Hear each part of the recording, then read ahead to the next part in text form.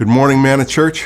Ben Goodman here. Welcome to the last part of this week's devotional series on returning to God.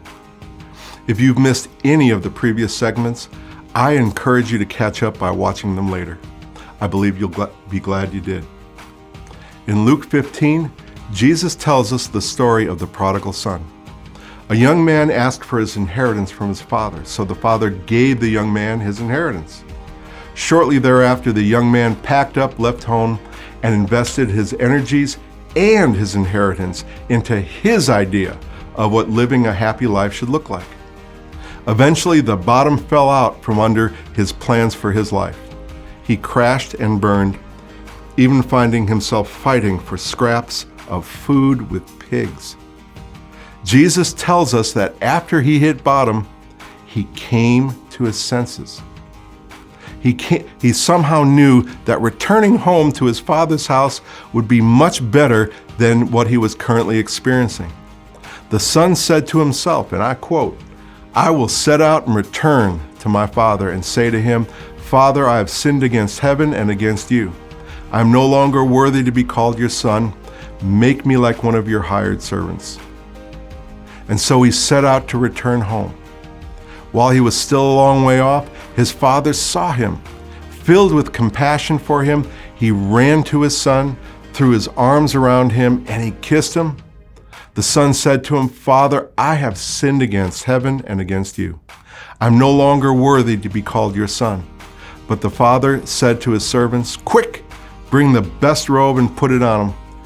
Put a ring on his finger and sandals on his feet.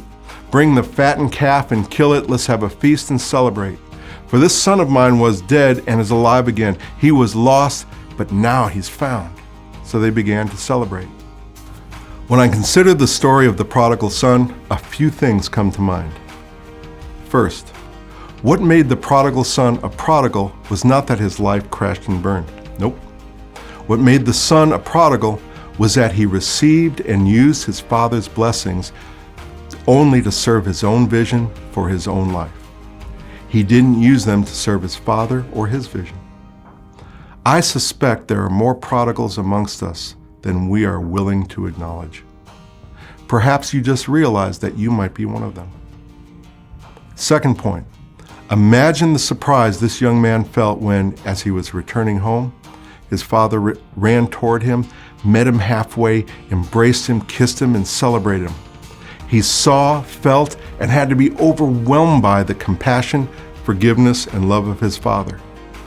This was an experience he could only have had by humbly and resolutely returning to his father. Third point, the putting on of the new robe, the new ring, and the new sandals, it signaled a fresh start.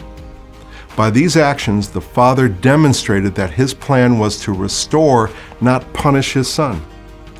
Now in the Bible, restoration does not mean going back to the good old days.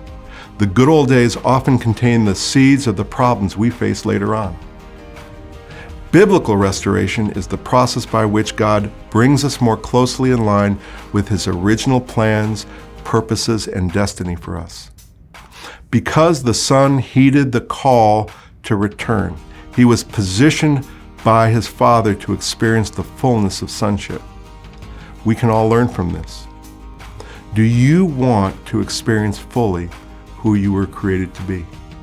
Do you want to fulfill your purposes here on planet Earth to the glory of God? Returning to God wholeheartedly will get you headed in the right direction. One last thing. Restoration. In Scripture, the word restore is often interchangeable with the word revive. Genuine biblical revival is not just some powerful event or just a wonderful spiritual feeling. Revival starts when we heed the call to return to God.